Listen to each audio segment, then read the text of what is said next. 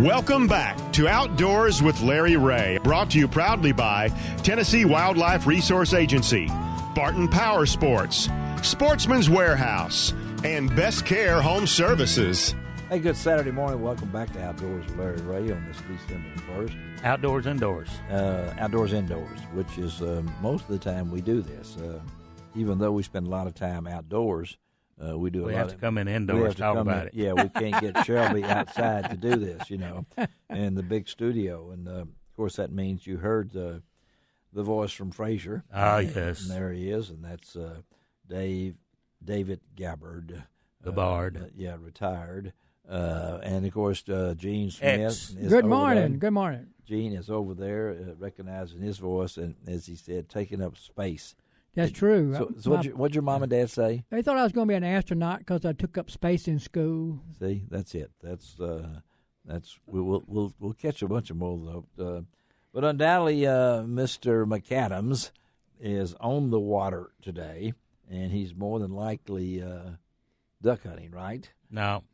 Let's see, what's today? Yeah, he'd be duck hunting. Yeah, he's duck hunting today. It's December the 1st. That's right, because I'm going duck hunting right after this show. Well, I hope you are. And so this early morning stuff. It messes you up. I know that. But he's probably in a location. He told me that he was going to try to be in a spot where we could get self-service and talk a little bit with Steve, and we might still hook up with them. If not, you'll just have to put up with me and Dave and Brother Darrell over there, Gene Smith. And we'll sing back up. And I do hope that all you folks, this is a youth weekend in Arkansas for duck hunting. So if you're 15 and under, you don't have to have a license. You don't have to. You have to have somebody in there, unless your parents give you permission or something along that line. That's true. But if you're less than 13 or under or something like that, you have to have a 21-year. You have to have a mentor. Yeah, you have to have a mentor in there with you, and mentors are really, really, really good.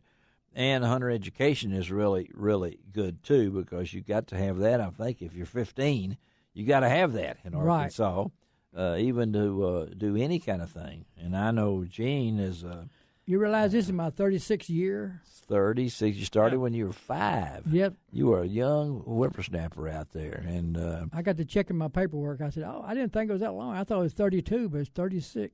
Well, you got credit for, 1 year for 2 years because it was so busy that you counted. That was a leap year, that was a leap year, I think it was. But hunter education is required. You can now go online and find those things. And, of course, Gene is a freelance person. He kind of pops around and does his own.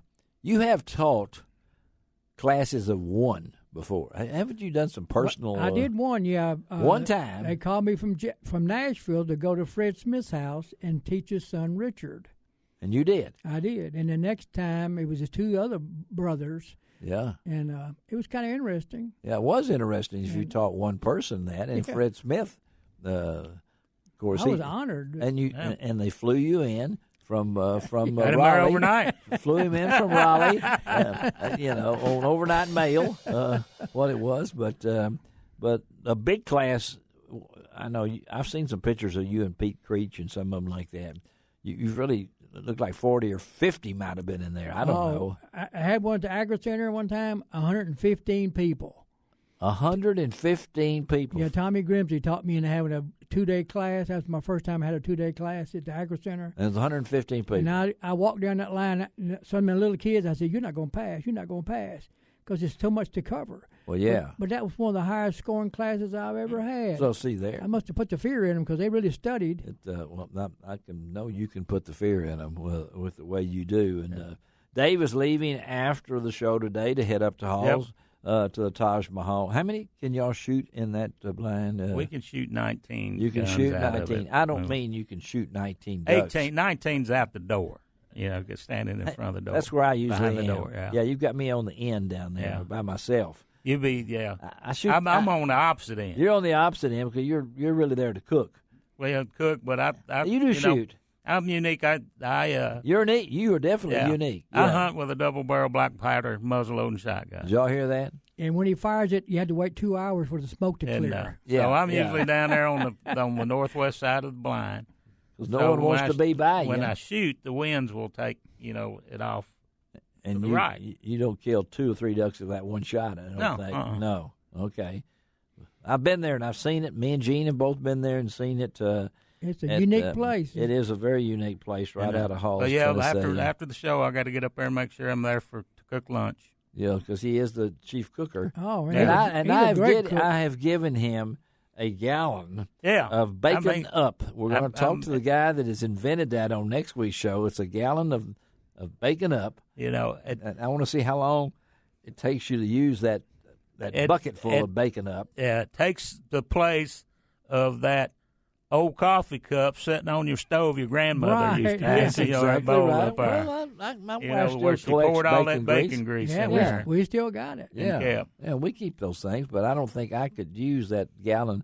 I thought of you as soon as it came in the mail to me from Tommy Aiken, and it's a unique product we talk about, and we're going to talk about that on next week's show with the man that's invented it. But right now we're talking ducks and waterfowl. Great reports. I can't wait to talk to Lance Ryder and Jeff Martin. And you folks, if you'll hang on, right after this segment, we're going to talk to Buck Gardner. Legendary Buck champion Gardner, of champions. Champion of champions, world champion. And speaking of that, we're also going to talk to the later in the show to the 2018 champion of the World Duck Calling Contest out of Monticello, Arkansas, Logan Hancock. But I look forward to talking to Buck. A lot of you folks may not know that Buck has been dealing with some health issues, some serious health issues, and has not really talked much about it. His wife had health issues at the same time. Their son, Bradley, lives in Mexico Beach, Florida. Now, been there, and there's not much left there. No. After the hurricane blew in, and so we can get a little update on Bradley. I understand everything's fine, and the Gardner house down there that's owned by Buck's parents is still there in Mexico Beach. But talking to Marlene, talking about people are really struggling still in pup tents. Down in Panama City, in that area, this long. We think about the folks in Puerto Rico, which is still struggling after all these months. But then right here in the United States, on the mainland, the folks in Panama Beach, Panama City, and, of course, Mexico Beach, which I never really knew about until the hurricane blew through there. But we're going to talk to Buck and find out how he's doing as he deals with the dreaded sea. Can I tell a funny Buck Gardner story? There's a lot of them out there. Yeah, tell me one. Well, several years ago. Me and my brother Darrell over here, we were working a youth event. Yes. At the Bass Pro Shop, Sycamore View out there. Uh-huh. The original store. The original. This is pre-pyramid days. Uh-huh. Well, they had a special event one Sunday night where they shut down and had all the scouts in the surrounding, in the Memphis metropolitan, all of West Tennessee, I guess, North Mississippi, West. They all Eastern spent the Arkansas. night there? No, they came over. They had it open just for them. Oh, okay. And had a lot of clinics and stuff going on. But